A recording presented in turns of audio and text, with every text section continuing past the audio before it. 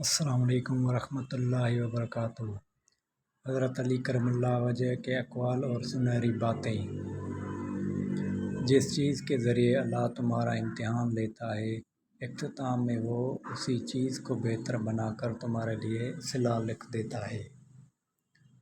جو ہم سوچتے ہیں وہ ہوتا نہیں، جو ہوتا ہے اس کا علم نہیں، اور جو ہوگا وہ بہترین ہوگا۔ جب دعا کرتے وقت تمہاری آنکھوں سے آنسو آنے لگے تو سمجھ جانا تمہاری دعا بارگاہ الہی میں قبول ہو چکی ہے۔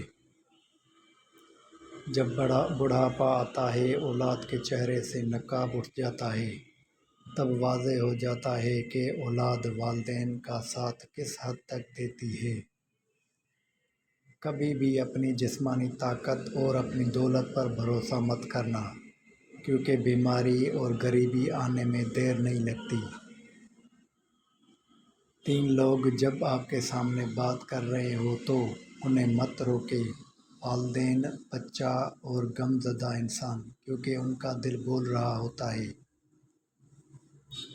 جو شخص تمہارا غصہ برداشت کر لے اور ثابت قدم رہے تو وہ تمہارا سچا دوست ہے۔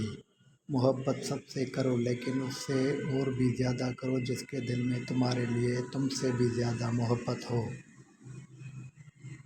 تمہارا ایک رب ہے، پھر بھی تم اسے یاد نہیں کرتے، لیکن اس کے کتنے بندے ہیں، پھر بھی وہ تمہیں نہیں بھولتا۔ جو اپنے نصیب پر اکثر روتے رہتے ہیں، اسے یہ شعر ہی نہیں ہوتی کہ اس رب نے اس کے حق میں اور بھی بہتر لکھا ہوتا ہے۔ اگر لوگوں کو عزت دینا اور معاف کرنا تمہاری کمزوری ہے تو تم دنیا کے سب سے زیادہ طاقتور انسان ہو۔ انسان کو اچھی سوچ پہ وہ انعام ملتا ہے جو اسے اچھے اعمال پہ بھی نہیں ملتا، کیونکہ سوچ میں دکھاوا نہیں ہوتا۔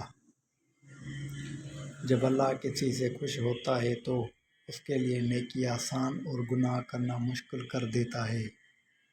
اگر کوئی تم سے بھلائی کی امید رکھے تو اسے مایوس مت کرو، کیونکہ لوگوں کی ضرورت کا تم سے وابستہ ہونا تم پر اللہ تعالیٰ کا خاص کرم ہے۔